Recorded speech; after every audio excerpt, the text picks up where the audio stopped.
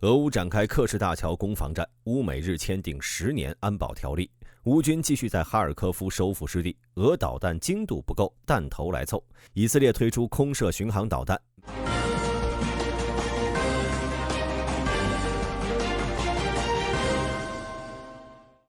最近一段时间呢，乌克兰每天都在轰炸克里米亚，俄罗斯防空系统被打了个七七八八，这让俄军十分担心乌军会再次对克里米亚大动脉克什大桥下手。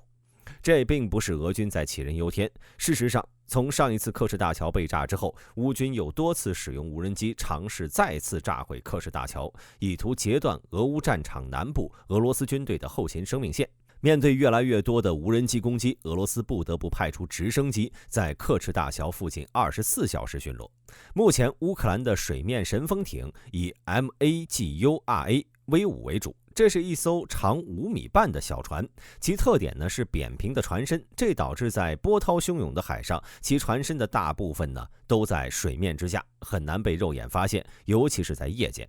每艘神风艇最多可以携带200公斤炸药，足以对克什大桥的混凝土桥柱造成极大的损伤。而俄罗斯目前对于这种隐身性和机动性俱佳的无人艇，并没有有效的处理办法。为了保护克什大桥，俄军只能采用水面末端拦截措施。最新的卫星图片显示，克什大桥西部的水面出现了一些奇怪的东西。这些不间断的红色小点其实是一艘艘民用驳船，每艘呢都要10几米长，共17艘。它们横贯在克什大桥东部已经有好几个星期了。这串用驳船组成的防线就是俄罗斯用于保护克什大桥的最后手段。一旦乌克兰神风艇来袭，这些民用驳船可以被用于末端拦截。除了水面，在空中，乌克兰的攻势也十分猛烈。5月30号，乌克兰使用陆军战术导弹系统对克什大桥附近的2艘货轮进行了打击，造成货轮严重受损。事发地点距离克什大桥并不远，也就是说，如果这次乌军的目标是克什大桥，那么现在这座克里米亚命脉就已经被截断了。为此，俄罗斯不得不在克什大桥附近部署俄军最先进的防空系统 S-500。乌克兰国防情报局局长基里洛·布达诺夫中将在接受乌克兰媒体采访时证实了这一消息。同时，他表示 S-500 是一种处于实验阶段的不成熟系统。S-500 普罗米修斯是一种针对弹道导弹的防空系统，甚至可以用于攻击近地轨道上的卫星。俄罗斯希望用它取代 A-135 反弹道导弹系统，以及弥补 S-400 对于高超音速飞行器的拦截能力，这是俄罗斯目前面对洲际导弹威胁的重要防御手段。根据俄罗斯官方通讯社塔斯社报道，今年4月，时任俄国防部长的谢尔盖·绍伊古表示，这些系统将在今年投入使用，分为导弹防御和防空2种版本。根据俄罗斯国防部公布的消息 ，S-500 可以同时拦截10个高超音速目标，速度可达20马赫，防御距离为500公里。然而，这些数据都未得到公开测试的证实。可以预见的是，接下来一段时间，俄乌双方会围绕着克什大桥展开一场海陆攻防战。乌克兰国防情报局局长布达诺夫中将在9月份接受战区采访时宣布，乌克兰会一直袭击克什大桥，直到完全摧毁它。6月13号，乌克兰总统泽连斯基宣布，在正在进行的 G7 峰会期间，他与美国总统拜登和日本首相岸田文雄签署了一份为期10年的双边安全协议。乌克兰总统泽连斯基甚至激动地在个人社交媒体上宣布，这是乌克兰自独立以来和美国签订的最重要的一份协议。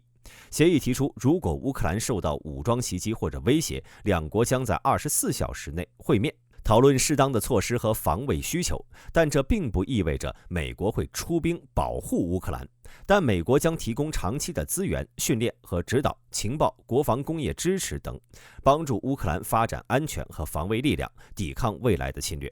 有观众可能会觉得，这份安全协议好像对乌克兰现状没有太大的改变呀。美国官员对此解释，这份协议主要作用旨在确立长期援助的框架，即无论在11月哪位总统在大选中获胜，未来的美国政府也将继续支持乌克兰。但这些官员承认，由于这项协议不是条约，不会得到美国国会批准，因此特朗普或者未来任何一位美国总统都有可能退出协议。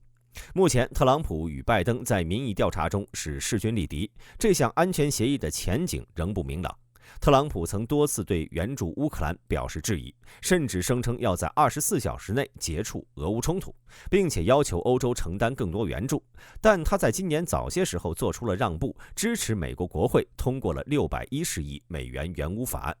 除了美国，其他G7国家也加大对乌克兰的援助力度。日乌协议规定，日本将在2024年向乌克兰提供45亿美元的捐款，并继续在安全和防卫、人道主义援助、技术和金融合作、重建工作提供长达10年的支持，并加大对俄制裁力度。英国首相办公室6月12号报道称，英国首相苏纳克在G7峰会期间宣布，提供高达2.42亿英镑的双边援助，以满足乌克兰的人道主义需求。法国媒体 France 24报道称，G7领导人还在敲定在2024年底将高达500亿美元的冻结俄罗斯资产转移到乌克兰的细节。G7国家总共拥有2350亿美元的俄罗斯冻结资产。除此之外，G7领导人正在促成一项依赖于美国主导的500亿美元贷款，该贷款将在2024年底前抵达乌克兰，并由其他盟国的捐款补充。北约秘书长斯托尔滕贝格也在6月12号在德国拉姆施泰因空军基地举行的乌克兰国防合同小组会议上宣布，北约将在2024年7月举行的北约峰会上就对乌克兰的全面军事和财政援助计划达成一致，并强调北约将带头为乌克兰提供安全援助和培训。斯托尔滕贝格还表示，北约成员国必须向乌克兰供应武器，以确保北约对乌克兰的安全援助保持质量和数量。可以看出，随着俄罗斯逐步掌握控制权，北约也意识到欧洲无法独善其身，保护乌克兰就是在保北约。但所谓兵贵神速，目前乌克兰最需要的还是现成的进攻性武器，比如火炮和坦克，以及更多先进的战斗机。乌克兰继续在哈尔科夫收复失地。13号，乌克兰军队在赫利伯克东南部的防风林沿线进行反击，并且占领了阵地。根据无人机视频显示，乌军动用了2辆步战车，并使用机炮压制阵地中的俄军，而孤立无援的俄军密集的炮火让俄军完全无法反击。在乌军数次袭击之后，俄军只能撤出阵地。后续乌军通过运兵车将地面部队送进了防风林，并占领了这处阵地。随着乌克兰方面的有力反击，让俄军后退的速度逐渐加快。在沃夫昌斯克，乌军的反击同样也在继续，但俄军在该区域内投入了非常多的航空炸弹。这些重型航弹在巷战环境中威胁非常之大，巨大的冲击波会震塌建筑物，对其内的士兵造成杀伤。有俄罗斯军事博主声称，俄军沿着沃夫昌斯克以北 1.8 公里宽的战线推进了 4.5 公里，并在沃夫昌斯克骨料厂地区取得了进展。当然，俄军的进展呢，不是平白无故就来的。目前，俄乌双方都有消息证明，俄军在哈尔科夫方向投入了预备队。为了填补战线部队不足的问题，俄军甚至将太平洋舰队所属的俄罗斯第155海军步兵旅也调往了哈尔科夫。值得一提的是，在6月3号，该部队才被爆出在顿涅斯克市以西的马林卡作战，现在又被调到了哈尔科夫。这或许就说明，俄军正在将顿涅斯克方向的部队调往哈尔科夫方向，以阻止最近一段时间俄军在该地区的颓势，防止乌军彻底占领沃夫昌斯克。乌克兰哈尔科夫集团军发言人尤里波夫赫指出，俄军还试图在哈尔科夫北部现有阵地周围建造防御工事。卫星图像显示，俄军在沃夫昌斯克东北部的防御工事已经修建了 2.7 公里，这或许说明俄军的进攻潜力即将耗尽，未来该方向的俄军将转入防御阶段。而在库皮扬斯克和恰西夫亚尔方向，俄军几乎没有进展。在阿夫迪夫卡以西，俄军取得了一些突破，占领了一个村庄。乌克兰部队似乎正在放弃这一区域，可能是考虑到该地区的地形并不适合建立阵地，因此我们很少能看到在这一方向俄乌爆发激烈战斗的视频。最近，乌克兰防空部队找到了第2枚使用集束弹药的俄罗斯 KH-101导弹。乌克兰国防快报表示，根据乌克兰防空部队的数据，俄罗斯从其图95轰炸机上发射了5枚此类导弹，乌军将其全部击落。同时，俄军还发射了48架见证者无人机，但乌军是只击落了其中的2架。KH-101是俄罗斯最先进的空射巡航导弹之一。根据俄罗斯数据，其射程可达2800公里，并且能够携带核弹头，可以从图95或者图190上发射。由于其具有隐身性能，因此很难被雷达发现。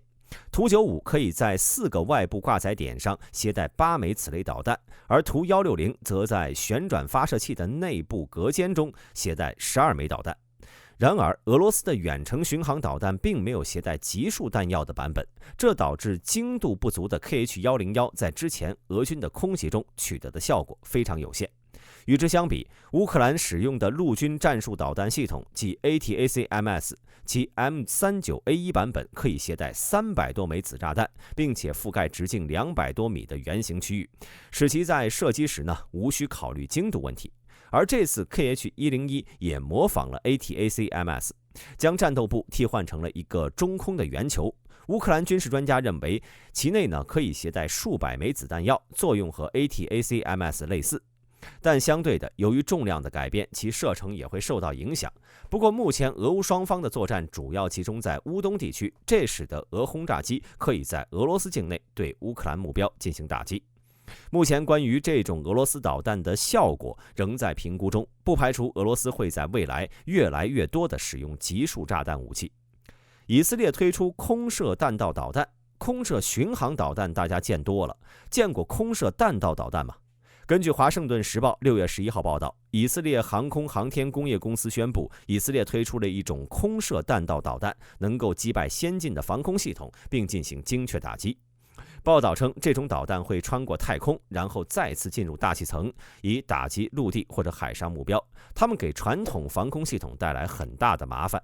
以色列航空航天工业公司近日在宣布这款导弹时表示，这种远程空对地弹道导弹配备了高爆弹头或者动能弹头，具有最佳的远距离射击精度，能够在几分钟内以超音速打击目标，并且具有极高的精度，并最大限度地减少附带伤害，提高任务成功率。这种导弹还可以通过中途改变航线来打击陆地或者海面上处于移动状态的目标。五角大楼在20世纪50、60年代研究过空射弹道导弹。1974年，一架 C5 运输机上试射了一枚美国的民兵弹道导弹，虽然结果并没有公开，但美军依旧在使用陆基发射器作为民兵的主要发射平台。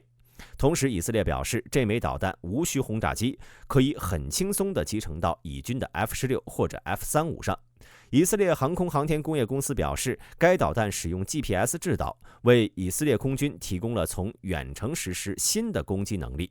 以更远的距离使以色列战机不会暴露在敌人的防空之下。据计算，该导弹的打击精度小于9米。印度和阿塞拜疆已经和以色列航空航天工业公司签订了购买这种导弹的合同。驻韩美军12号发布消息称，隶属于美空军的第一特战中队的 AC-130G 空中炮艇飞抵京畿道平泽的乌山基地，将参加韩美特战演习。这是 AC-130G 空中炮艇时隔1年多再次飞抵朝鲜半岛。去年2月27号，美军派遣 AC-130G 空中炮艇参加代号为游牧刀的韩美联合特战演习，检验精确打击朝核设施等主要目标的能力。韩国媒体认为，驻韩美军公开 AC-130G 飞抵半岛的消息，意在凸显韩美同盟坚固的联合防御态势。驻韩美军方面表示，旨在检验美国特种部队戒备状态的训练将从今年5月底到7月举行。最近一段时间朝韩关系是急剧恶化。今年1月，朝鲜军队在西海岸交界处进行了200多发海岸炮射射击。之后朝鲜又向韩国发射了2轮垃圾气球。而就在几天前，30多名朝鲜军人越过朝韩分界线，遭到了韩国边防部队的枪击警告。朝鲜官方媒体朝中社在1月4号表示，今年是朝韩最有可能发生冲突的一年。好了，本期视频到此结束，欢迎各位在评论区留言讨论。我是大兵，我们下期再见。